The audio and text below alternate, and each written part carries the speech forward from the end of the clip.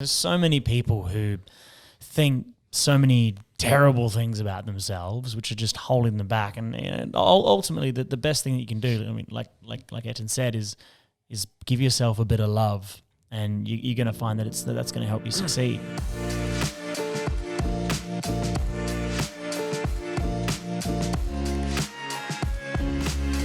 Hey everybody, welcome to the 5,000 Week Journey podcast. I'm Colby, and as always, I'm here with Ayrton and Blake. How you doing, guys? Fantastic. Good, man. I'm good. Sensational, awesome. Let's point out the elephant in the room, or should I say the pink elephant in the room? Flamingo in the room, yeah. And then us two blondies over here.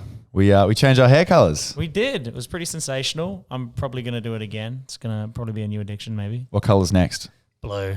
Probably blue. Electric blue. Why blue? Electric blue. Well, I had a friend who was a hairdresser who was like, "Oh, you should have gone blue. I hate that it's pink." but then, I recently made a friend, as did Blake, this weekend, a guy called Alex, and he showed me that when he used to have blue hair, and I was like, man, that looks awesome. I really like that. That was a really cool color. It was. Yeah. It's exactly the color I want. Yeah. And we got these done in Sydney.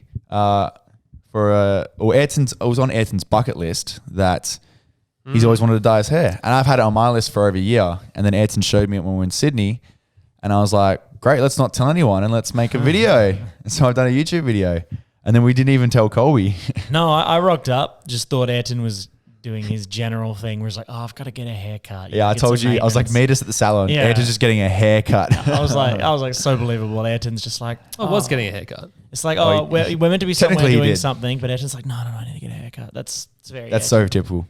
Guys, what I need is more important than everyone else. When I first looked at you, I was like, what's wrong with his head? And I was like, you walked in while he had the things in. It was funny. So confused. And then I was like, man, you know what? I think I'll get something. Yeah. And then now here we are, pink hair. But anyway, on to the topic of the day. So today, what we're going to be talking about is how self-sabotage. Yeah, how self-sabotage is holding you back.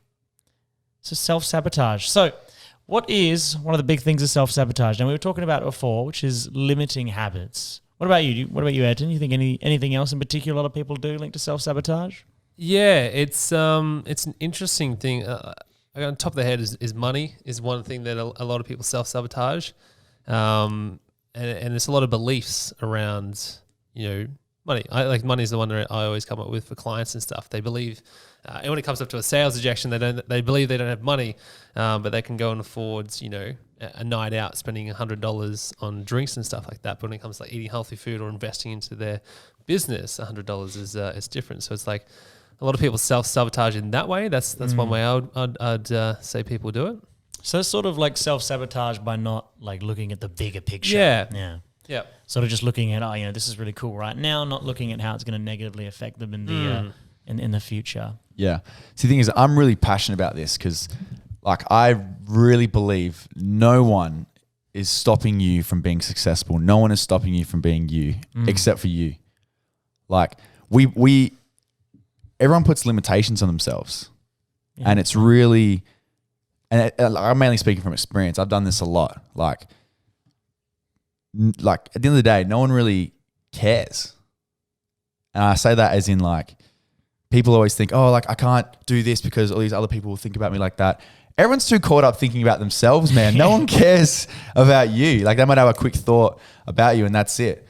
But we always put these limitations on ourselves and play these mind games about what's that person thinking about me, or what will they think if I do this? I can't do that. That's not the way I was brought up. That's not what I'm meant to be.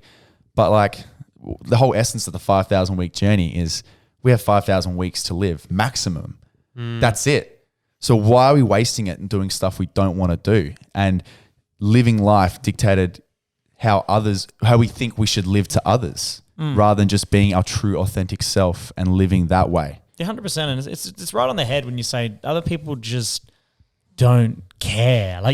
Imagine a situation like this where you're thinking of, getting up and doing something, but you're looking at this other person who's sort of just sitting down and hanging around. And you're like, man, oh God, he must be thinking terrible things about me right now. And he's just sitting over there going, oh man, what am I going to eat for dinner tonight? No one cares. That's the whole thing. And so, like you said, everyone just gets caught up in these imaginary barriers that are there. And we've all done it, haven't we, Ed? We have. It's interesting. I saw a TikTok recently. A guy was literally just skating on his skateboard. You may have seen this TikTok. It's on Instagram as well. This guy literally just skating through. It's like, no one fucking cares what you're doing. Like, no one gives a fuck. Like, we're going to die one day. Like, everyone else is like going through their own shit and they're thinking about their own stuff. They don't have time to worry about you. And if they did, it doesn't really fucking matter anyway. Like, at the end of the day, we have, only 5,000 weeks to live. Are we going to spend that 5,000 weeks fucking thinking about what other people are thinking, getting stuck in that, or we just go and do what we want to do? Yeah. And these limiting beliefs we put on ourselves, it's just self-imposed. Like, you always get the argument, which I think would be good to go into, is people like, but I want to succeed. I want to do this and I want to do that. So how am I screwing myself up? Well, this is all surface level stuff. Like, we all want more money, better relationships and stuff, but who's actually taking the actions to get there? It's like, we all want to be rich, but no one wants to actually put the work in. And it's not just that. Sometimes it's not about sort of not putting the work in as much as about people sometimes thinking they don't deserve the result, whether they realize it or not. Because they just get too frustrated with themselves. They're like, oh man, like I'm not there yet. Like I'm doing crap. Like, I'm useless. And they're looking at themselves like, like they're terrible and they don't deserve this success. And, what's going to... Self-worth is a big one. I was having actually caught up with a past client of mine for coffee this morning, and we talked about this. When we worked together, he had some money beliefs and stuff that he was going through our coaching, which we worked a little bit on. And he thanked me for this book that I recommended, which was The Secret of a Millionaire Mind, which is all about, people, when you go to price a product, especially in coaching, you're selling you're selling yourself, right? And it's the same thing I had in the coaching call yesterday with a client. I drew out their offer and they realized, wow, I'm actually undercharging myself. And a lot of people get caught up and they create this self-sabotage where like they undervalue themselves, or they end up working too much or not living the life they want because they don't have self-worth. They don't think they're worthy. They're going to work towards something, but they don't look in the mirror and say, fuck, I've actually come really far. And even just from this past weekend when we were away, the same conversation we had with so many people, like, wow, like they didn't realize, how worthy they were and how successful they were. And it leads to the self-sabotage of like, you might be doing really well in your career, but then you self-sabotage it by, oh, fuck, no, maybe I should give up. When you could like almost be there, or you could already be succeeding in like hundreds of other people's eyes, but it might not be your own eyes, which comes back to self-worth. And yeah, it's 100% the case. And there's so many people who think so many terrible things about themselves, which are just holding them back. And ultimately, the best thing that you can do, I mean, like Ayrton said, is give yourself a bit of love, and you're going to find that that's going to help you succeed. But a bit of love or a lot of love? A lot of love, all the love, every single bit of love. So would you say it stems to a bit of people don't love themselves enough? I think so, because I think you think about it and you go, what does it come from? Okay, well, it comes from a lack of surety. What's a lack of surety come from? It comes from a lack of confidence. What does a lack of confidence comes from? Well, it comes from insecurity. What does insecurity come from? Not giving yourself enough love, because you're not sure, you don't like certain parts of yourself enough, and so you get insecure about them, and it just funnels up. I mean, I've had the same thing, and I've had a lot of problems before in the past with not giving myself enough self-love, and then I'd go, you can't do this, man, like you're doing terrible, this is above you and stuff like that. And it's super limiting. It holds you back. It doesn't allow you to realize your infinite potential, where when you actually recognize, like, man, like I'm great, I can do all these amazing things, look how far I've come, and everybody can make something amazing. Then you really come into your own, and that's when you build the massive structures that will personify your success. Yeah, I think one of the saddest things to see is just to see someone not even try. Like I remember hearing this story about like people who, or even like this happiness study where they interviewed all these people from retirement village, and they were trying to figure out like what's the biggest thing you regret in life and all this, and they didn't regret anything they did. They only regretted the things they didn't do, and they realized they did that because they don't want to be judged at the time. They don't want to stick their neck out. They don't want to do anything like that. But when you're old, you realize you don't give a fuck, and that you wish that if you had that youth again, you would have just done what you wanted to do, because then you would have lived a truly purposeful life. And I think that's what it's weird, because like some people don't realize that until you get old, because that's what wisdom does to you. But then when you're at that age, it's never too late. You know, when you're 50, 60, it's a lot harder to travel when you have a family or to do things you want to do, you know? So trying to realize that as young as possible, it will be your greatest success, to realize that the world's your fucking oyster. Yeah, and you can do whatever you want. It'd be daring. I think exactly. Because it was like, like when you said, regret the things that you don't do, which is a huge thing. That I used to get a lot of that because this goes back to insecurity. So this isn't about business or anything like that. It is personal. But when I was younger, I was an impressively large child. So the best way Can to we describe- shit? I was 12 years old and I was 84 kilos and I was not particularly tall. I was average height. That's impressive. That's impressive. How much could you lift, bro? Well, I had like a small gravitational pull, so occasionally I had to lift like small objects. The thing is, how much do you weigh now? Oh man, I think Under 84? Yeah. I'm That's under 84 wild now. man. Yeah, That's You're great. a full adult and you're under that. But basically, because of that, what happened is, insecurity. I had a lot of insecurity with women, even when I lost a lot of the weight. So what used to happen is I'd go like, I'm not going to give it a try just in case, say no. And then later I'd be like, oh man, like why didn't I? Like, who could have known? And then when I got older, a bit more recently, as I just, decided to be a bit more confident in myself, give myself a bit more love, I went for it. And I'm not the most charming of people. I'm a little odd. Sometimes it's like trying to put a brick into the Tetris that goes all the way across and just kind of slam it in there.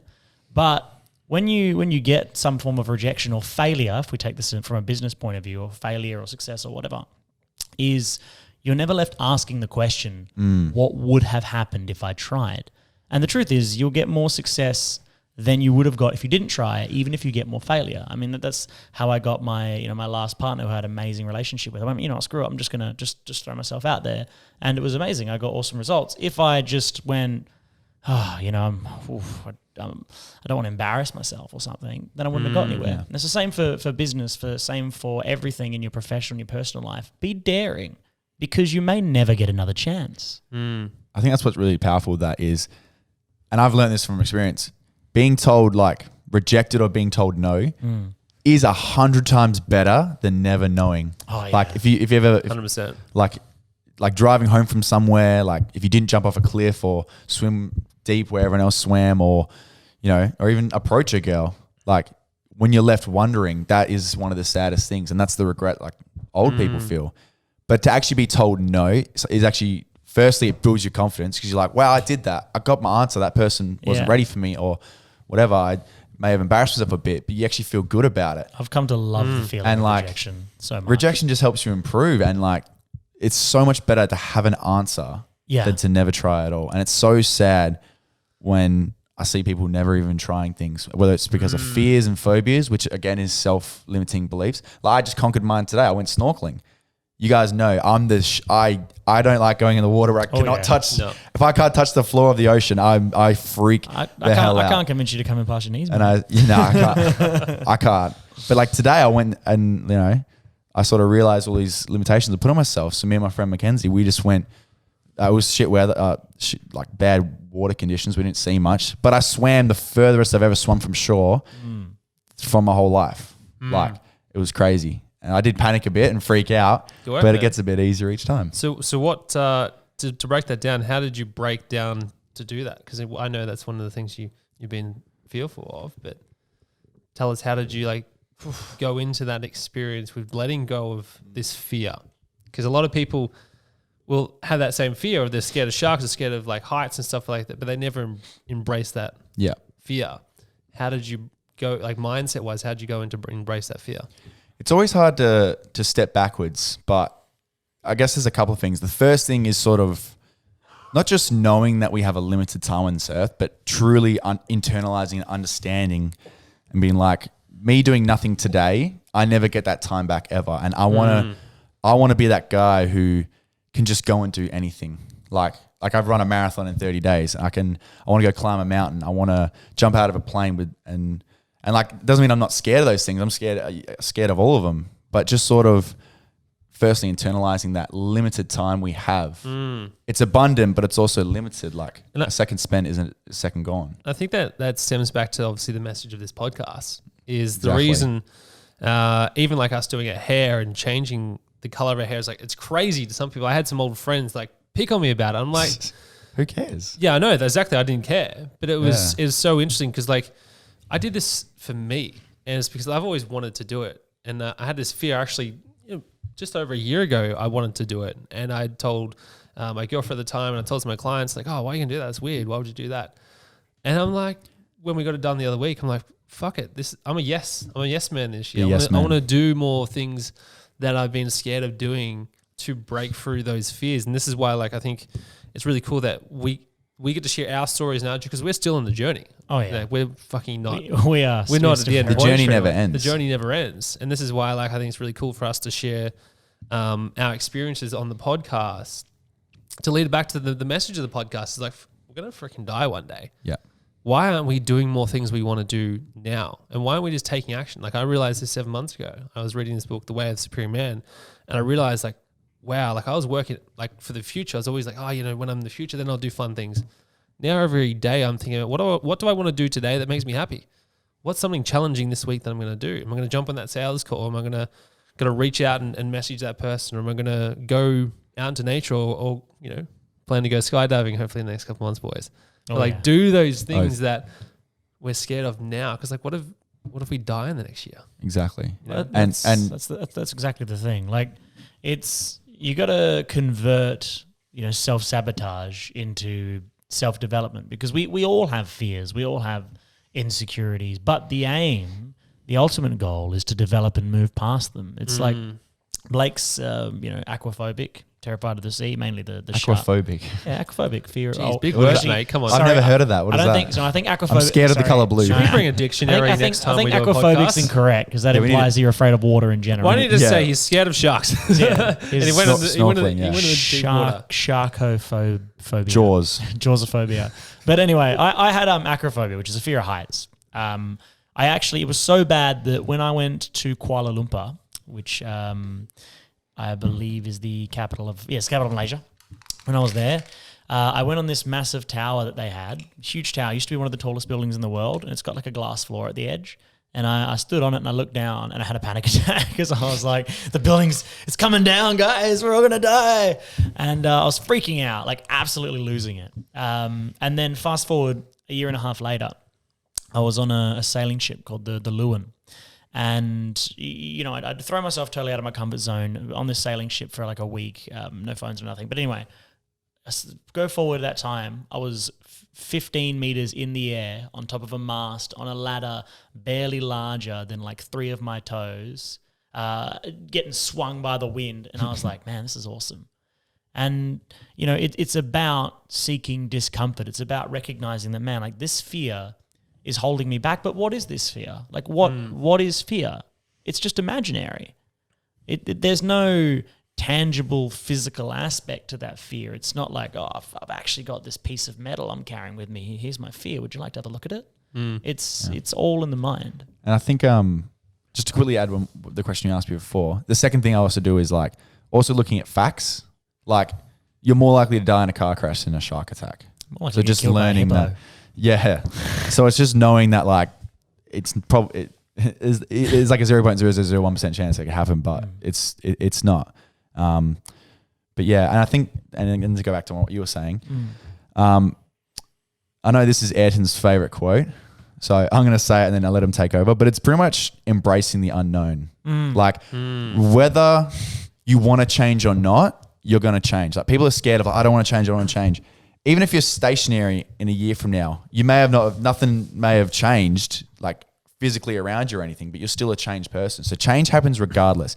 It can either be, in that case, if you're in the same position now than you are in a year, I'd say that's going backwards a little bit. Yeah, you can see the positive or negative change. So you may as well say like fuck it, and then blindfold yourself and just embrace the unknown and just try something new. Because the great thing is about like if you're still even under 40, you could still screw up in the next 3 years and you're still young and you can still make a change and start something new. And you're not restarting. it's if you've built up 3 years of skills and knowledge, and even though you may have like failed the business or not done the thing you wanted or something failed, you're not starting from zero. You're starting from a good base level. It's like this. I think it's the bamboo stick. If you plant a bamboo stick, it takes in the first 4 years, nothing happens. It's just dirt. Nothing happens. Nothing happens. Nothing happens. But in the 5th year, once it breaks the soil, it grows the most in just 8 weeks, and it grows like 80 feet tall or whatever. So did it take 8 weeks to grow, or did it take 5 years to grow? That's the thing. So people just want that. People see that growth of one person, but they don't see that they put 4 years of suckiness, 4 years of eating shit, 4 years of getting punched in the face, to then on the 5th year, go and then actually make it. So did they make it in that last year, or did they take that time? So it's just about getting started, embracing it, and pushing forward. Interesting thing around that. It's the same thing I've noticed for my growth in my business. When I first started out, I was working in a service station. I had no knowledge of what I'm currently doing. I had no clients. I had no brand. I had no identity. To where I'm now, I consider myself pretty successful for what I've done in the last couple of years. I've grown a multiple 6-figure business now. But to see, when I first started out, all I knew was like I just needed to go forward and face every fear that came up. I had rejection after rejection for like clients, business, all that sort of stuff. My first business failed. My second business, I had to sell it. And like so many setbacks, but each time it happened, I'm like, this is part of the process, part of the journey. And now people look at me like, oh wow, you're doing really well. You know, you've made it. Like it's great. And like I honestly still feel I'm getting started. But the thing that I want to share with people is like when you're in your, this is mainly for viewers who are in their 20s, even 30s. It's like even 40s. Like fuck, like why don't you just go after the thing you want to do? Like for me, I'm very grateful. I started when I was 20, 22, and like. I even chat to clients who are just starting in their 50s, and it's so cool to freaking see them go after their passion. And I get to be part of their journey. But I'm like, this is why I want to share a message. Like, you have time to fuck it up and do it again. As long as you're doing what you want to do. So it's the journey, it's the process of getting to where you want to be is what you want to enjoy the most.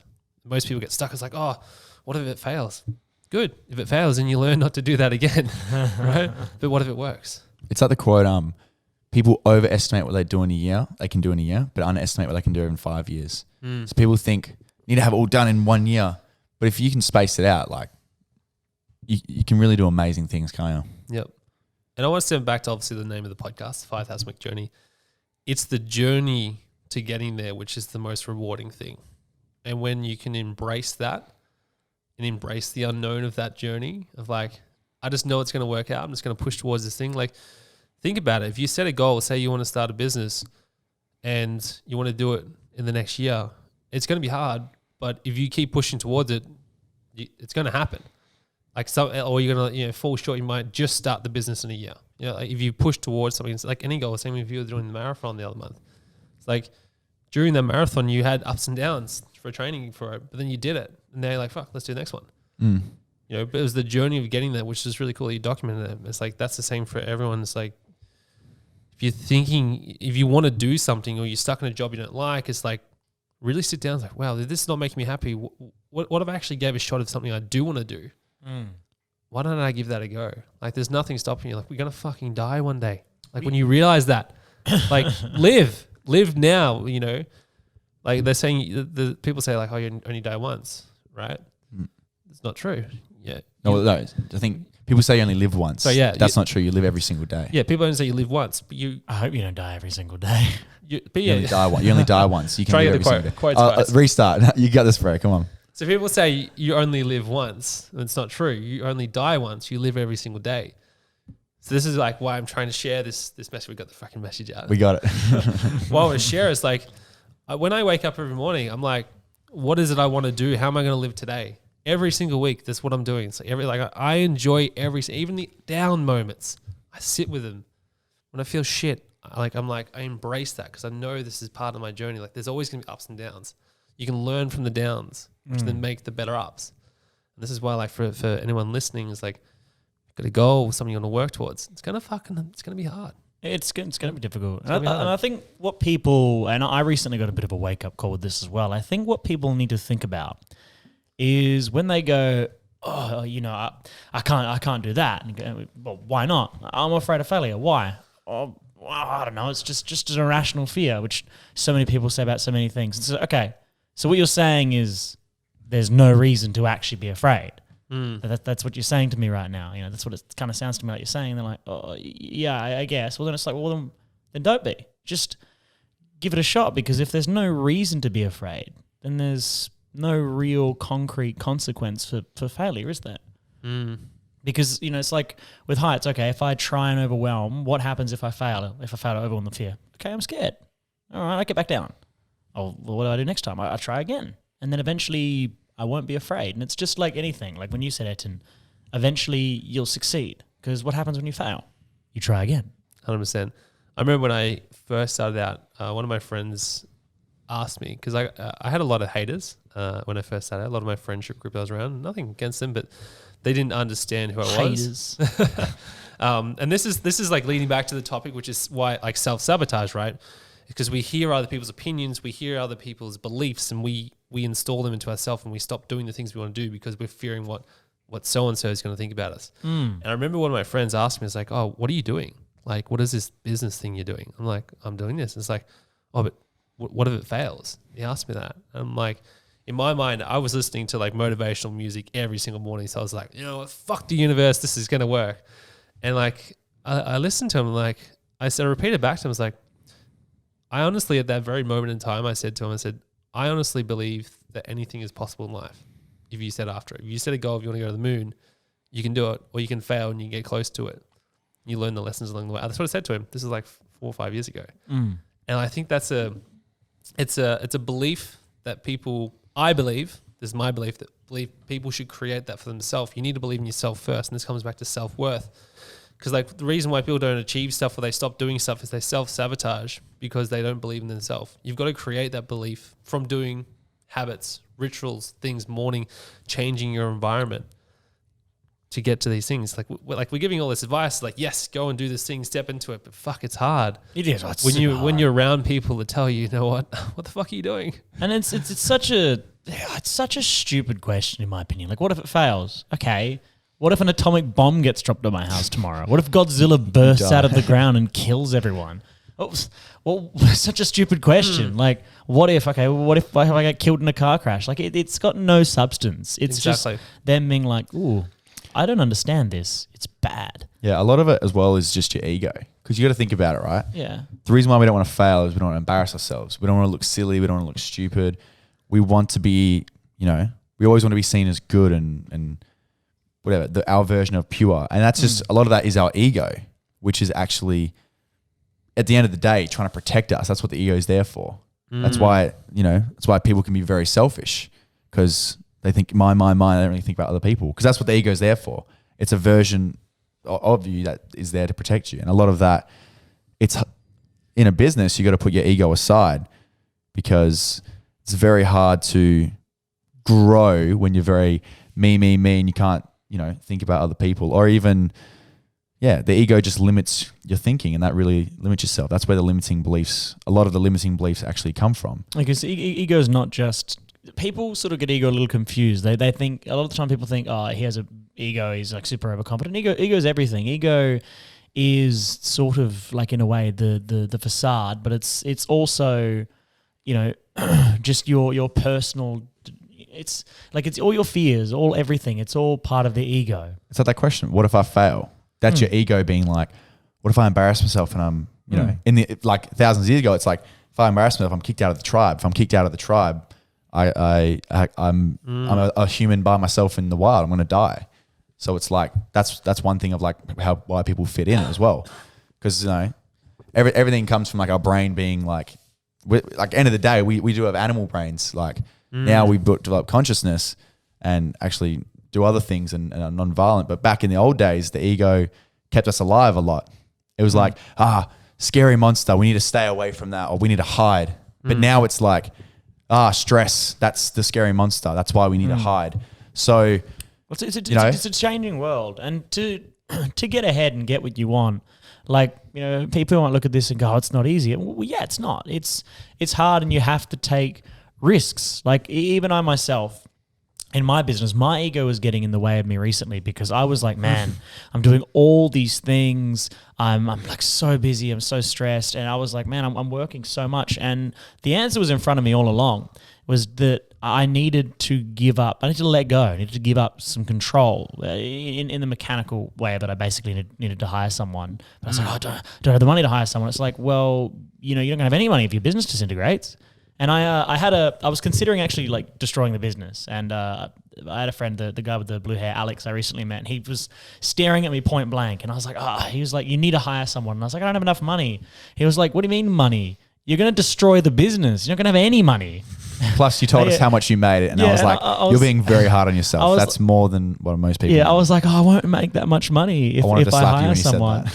And he was like, "You're not going to make any money. You're going to destroy the business." And I was like, "Yeah," but he was like, "No, you're going to destroy the business. Even if you made $100 a week, $50 a week, you'd still make more." So that's an example of self-sabotage for yourself there. That's a limiting belief. Yeah. A limiting belief is, I don't have enough to do this. I'm not ready for this risk. But then I realized, you two were there. I had all these other great friends I made there. I was like, man, but if I do this, I will be so much less stressed. I'll be so much more relaxed, and it'll allow me to grow to the next level. You know, sure, I might have less for a little while, but I'll have more for the future. And that's the case with everyone when they follow their dreams. Is when you first take that step, it's scary, it's daring. You might have less at first, but your life will be more fulfilling if you follow that passion with conviction. And I want to highlight something there because I as a coach and a mentor, I can see it straight in front of me of like the lesson you've learned, and this will be super valuable for because like Colby's obviously dealing with his business problems. Like he realized he was the problem. He needed to get himself out of the way. Yes, right. But that's why Alex, he was like, "Here's your problem," and he held up a mirror, and I was like, this is where I think it's this is super important for people listening and watching, is if you have a problem or you want to go do something, and obviously you want to ask your family for advice and stuff like that, and family's always going to give you the loving advice. I remember when I asked my mum when I started my first business, she told me to go get a job, and I said, "Mum, believe me," and she's like, "But get a job." I'm like, "No." But the advice I want to give is like, if you've got this passion, this dream or something, is go find other people who are already doing it, or someone who is like where you are. They're not going to like, this is the interesting thing I found out about business. We're talking business mainly, but this is anything, any sport, any career thing you do. Find someone who's done what you want to do and ask them for advice, how they got to where they are. I know when I first started out, I started this page called YPU, which is called Young People United. The first thing I knew, because I read it from books, mentors. I was like, get a mentor, get a mentor, get a mentor. And I started this interview series where I started interviewing business owners. And I literally went to them, these business owners in the community, all different industries. One was a business coach, like gyms, like all different industries. And I just sat down and asked them questions around their business. And I got so much advice that was helpful for me to start my first business. And this is like why I want to highlight this is like you got advice from someone who understands systems, and he runs a business of hiring people. Yeah. So he gave you advice that was actually practical. It's like, and this is why I'm like sharing. It's like, yeah, we can not listen to other people's opinions and like fuck people, not listen to anyone. But I do believe in listening to people. It's the right people. It's just like when my brother, if he listens to his podcast, he'll understand. He tries to give me advice on business. He doesn't run a business, so I never listen to him. I love my brother. I love my family, but I don't take business advice off him because he doesn't have a business. What's the quote? You are the product of your 5 closest friends. Exactly. It's like exactly. If anyone in the audience wants to be a star football player, you should probably start hanging out with some pretty good football players. Yep. In fact, you should hang out with some very good football players, because if you hang out with some not very good football players, even if you're the best, you're just going to be the best of some not very good football players. This is the same. That like obviously I'm going to reference it to business, but this is the same for everything. Everything. For music, art, sports, cooking, like whatever. It doesn't matter. Hang out with Gordon. Exactly. Hang out with Gordon if you want to be a good chef. There's a good book to reference this. And I'll quickly, you can jump in a second, Blake. Rich Dad Poor Dad taught me this. Is like look for skills, like not for a job. So like even like some people like, yeah, I want to start a business or I want to go and pursue my dreams and do shit. but they might not be there yet. They might be a little bit scary. Go work for someone for free. If you really want to do that thing, you'll do it for free. And experience what it is, that thing, if you really want to do it, and learn, get mentored by someone. Like I've done free work before just to learn stuff. And like it's a super powerful thing to do. Yeah, exactly. I agree with that 100%. And I think one thing I thought about, which I think is very important, is people listening, it's also good to analyze your own life. Like maybe you're the one putting limits on other people. It might even be like just watching TV and you just be like, oh, like he can't do that. And it might be like joking around and stuff. But if you're putting limits on other people, then you best believe you're putting way more limits on yourself. So what I think is really important is to start changing your language. Like sometimes people come up to me and they like tell me what they want to do. And like sometimes my first initial reaction, I was like, I don't say they can't do it, but in my head, I'm just like, that's going to be a lot of work. But then what I actually said to them was like, if you want it and this is what you want to do, I believe you can do that. But you have to put the effort in and do it yourself and really believe in yourself. So I really think you need to analyze and check the language you're telling other people. Because even if it's a joke, like, oh, you can't really do that. That's 100% what you're telling yourself, and you're limiting other people. So start pushing other people up. 100%. Even if you don't believe them, just say it to them. Be like, if that's what you think you want to do, give it a go. Never pull someone down. Interesting thing around that too, and this is to do with like people who like hate. A little touch on haters. You love haters, don't you? Love You haters. love your haters. They give you the greatest lessons. I've learned a lot from over the years. But you'll realize when you start to step out of your comfort zone and do things, and you start to find a mentor, they're never going to tell you can't do it. No. I would never talk down to someone and say you can't do it. Someone says to me they've got a business idea and they come to me for advice, I will give them my time of day. Also, I'll charge them for a consulting call because that's what I do. But if a friend of mine is like reached out to me and sends me a message, hey, I'm thinking about starting a business. What do I start?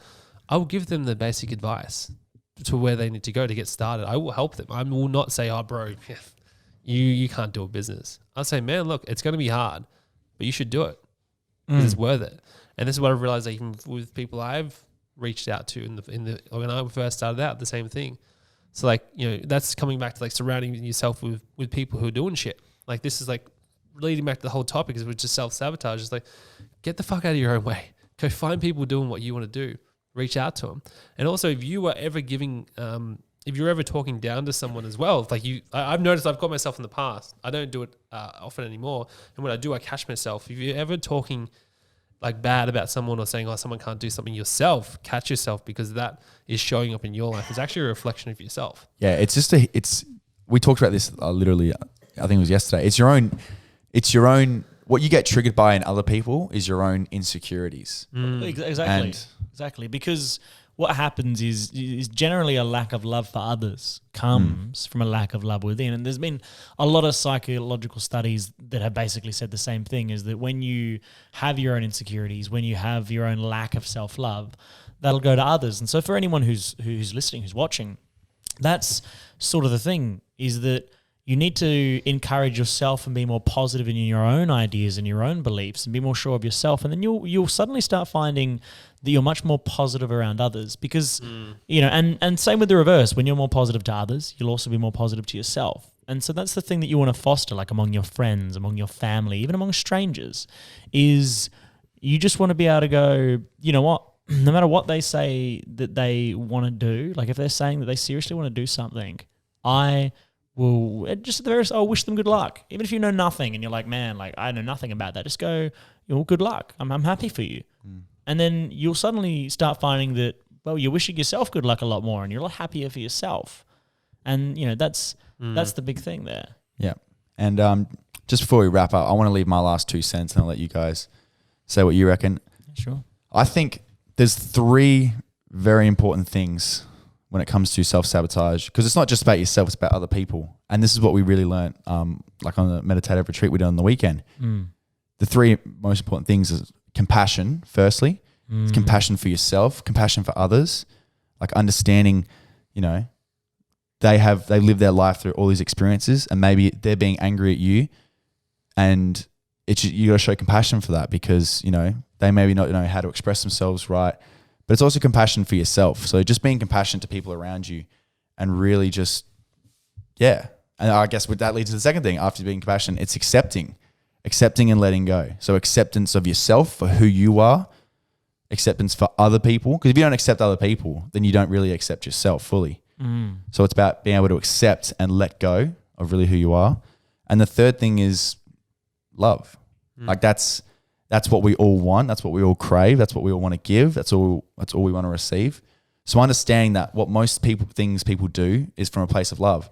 Your parents yelling at you, kicking you out of home, or giving you stuff. That's all because they love you and they want the best for you. 100%. And maybe if they yell at you and hit you or whatever, that's most of the time, that's just the way they were brought up, and that's the only way they know how to show love. Because they're like, be better, blah, blah, blah, and hit you. But like, why you not better? Yeah, exactly. Like that's where it boils down to giving compassion to other people and yourself, acceptance for who you are and who other people are, and love Yourself in those and moments. It's funny. that's the three things I want to give. It's funny you mentioned that because my dad kicked me out of the house for Really? love. I never knew yeah. that. Yeah, I got kicked out of the house. Well, it was sort of like a what was it? It was kind of like a mix. It ended up being like, he was like, oh, screw you, why don't you get out of here? And I was like, okay, I will, screw you. And it was basically a bit of back and forth. But he wanted me out of the house because I was young and I was basically just mooching and doing like bugger all. And he was like, he was like, as much as I would love to have my son at home and it'd be awesome, I could see my son all the time, I would be doing him a great disservice if I allowed him to waste his time here. And, so you're 100% right. And now I look back at that and go, man, like, thank God Dad kicked me out of the house. Exactly. Thank God. Thank God, I love it. he told me to piss off and get out of the house. Because if he didn't, I wouldn't have started this business. I wouldn't have done any of the things I've done. Probably not. I'd probably still be, at home. And the one thing, speaking of still being, in a bad place, just as a quick thing, the one thing I want anyone who's watching to think about is, Ayrton, Blake, you both talked about how people, they don't follow their passions. So I want everyone who's watching to think about this. Think of where you are right now in your life, the exact place you're at, the job you have, how you feel, the things that you do, the people you hang out with, and ask yourself, if nothing changed, if I was doing the exact same thing with my life 1 year from now, would I be happy looking forward at that? And if the answer is no, then perhaps it's time you start following your passions. That's beautiful. Awesome. And I think we'll finish it on that note. We've covered a lot today. And if you're listening or watching at home, make sure you like and subscribe to the YouTube channel. Follow us on Instagram. If you ever want to reach out and ask a question or you need some guidance and stuff, reach out to us on Instagram. And also if you're on YouTube watching this, drop a comment down below. What was your biggest takeaway? If you're listening to this on, what are we on, Spotify? Spotify, yep. Spotify. And do you want to give them the username as well for Instagram? Yeah, give them that sweet username. And TikTok. All right, so I remember this. What is it, guys? At the 5,000 week journey on Instagram and TikTok. On I knew that. YouTube, it is just the 5,000 week journey. Awesome. Thanks for listening, guys, and look forward to seeing you and hearing you. We don't hear them. Seeing you in the next episode. We can. We We can always do call ups. We can take calls. Anyway, thanks for watching, guys. We'll see you in the next episode.